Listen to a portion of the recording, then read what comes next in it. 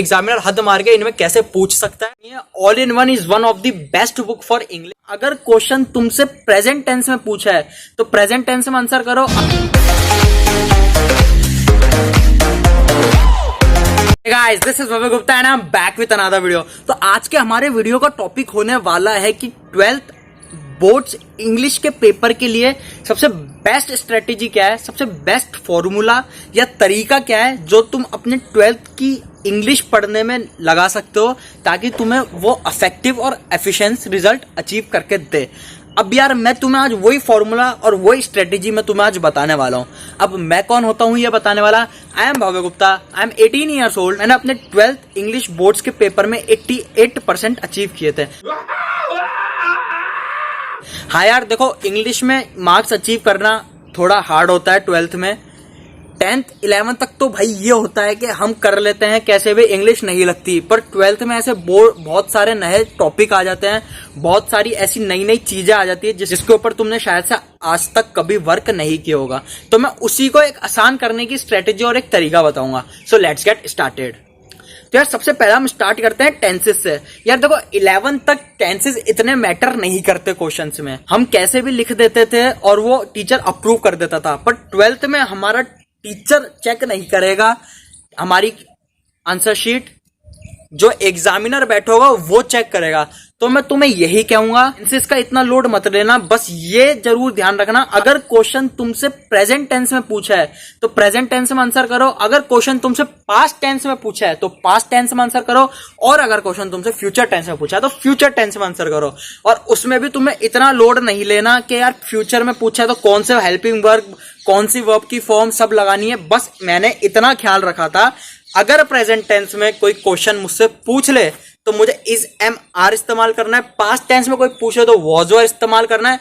और अगर future tense में कोई पूछ ले तो विल शैल इस्तेमाल करना है।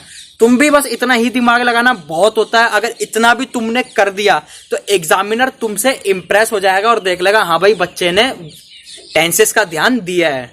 अब यार जो मैं तुम्हें बुक बताता हूँ कौन सी बुक फॉलो करनी है। All in one is one of the best book for English.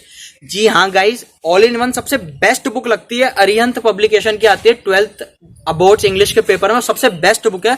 वो लेके आना। मैंने भी वही लेके आया था। वो भी मेरी अगर कोई एनसीईआरटी की बुक भी थी इंग्लिश में, मैंने उससे भी नहीं पढ़ा, सिर्फ और सिर्फ मैं अरिहंत से पढ़ा।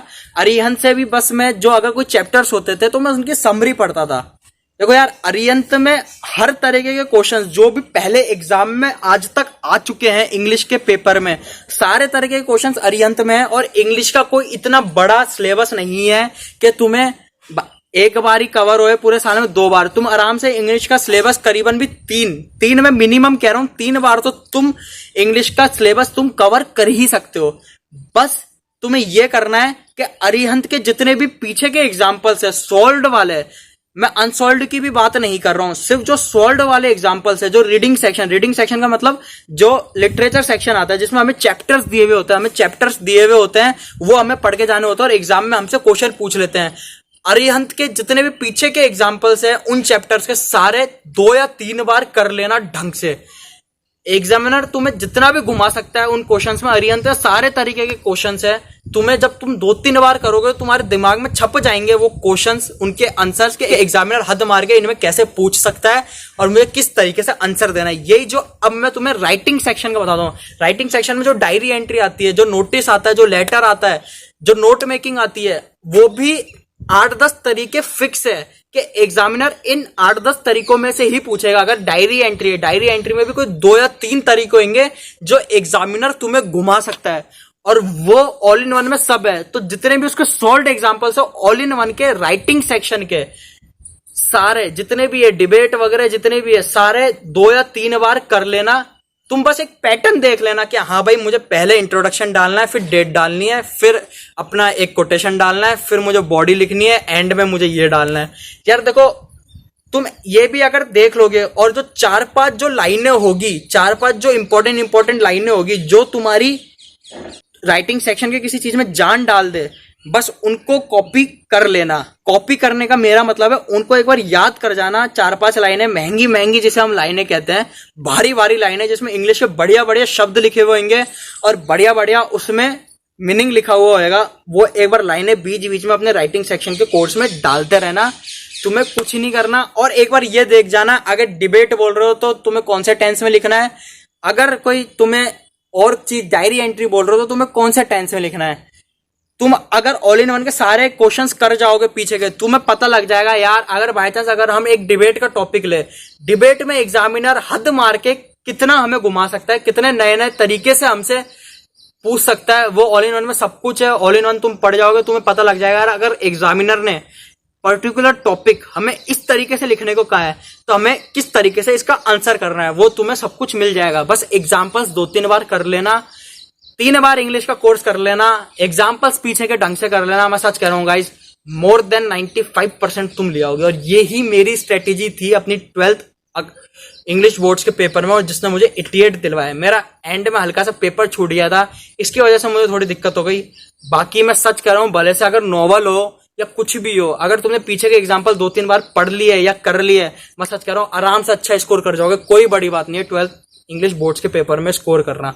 और अगर तुम दिल्ली यूनिवर्सिटी में एडमिशन लेने की सोच रहे हो तो यार तुम्हें पता होगा बेस्ट 4 में इंग्लिश मैंडेटरी होती है, कंपलसरी होती है। तो इंग्लिश में बेस्ट स्कोर करने की पूरी कोशिश करना, और जो मैंने तुम्हें स्ट्रेटेजी बताई है इसको जरूर फॉलो करना। अब यार मैं स्टूडेंट लाइफ रिलेटेड वीडियोस बनाता हूँ, कॉलेज लाइफ रिलेटेड वीडियोस बनाता हूँ। Student life related, college life related तुम्हें कुछ भी प्रॉब्लम आ रही हो मुझे नीचे कमेंट सेक्शन में जरूर बता देना। विथिन 24 आवर्स उसके ऊपर वीडियो बनेगी या उसका रिप्लाई आएगा, ये मेरा तुमसे वादा है। यार मैंने इसकी पूरी सीरीज निकाली है। अगर तुम 12th कॉमर्स के स्टूडेंट हो तो मैंने अकाउंट्स की स्ट्रेटेजी, इंग्लिश की स्ट्रेटेजी, इकोनॉमिक्स की स्ट्रेटेजी और बिजनेस स्टडीज की स्ट्रेटेजी पूरी मैं सीरीज निकाली है। अकाउंट्स की मैं निकाल चुका हूं, उसका मैं नीचे लिंक डिस्क्रिप्शन में दे दूंगा, और मैं आगे निकालूंगा। तो थोड़ा सा लाइक कर देना, शेयर कर देना, कमेंट कर देना और सब्सक्राइब तो कर ही देना। बहुत मेहनत लगती है वीडियो बनाने में, थोड़ा सा चैनल को सपोर्ट कर देना। So that's all for today's video guys, and I'll see you in the next video. Till then, bye bye and stay tuned.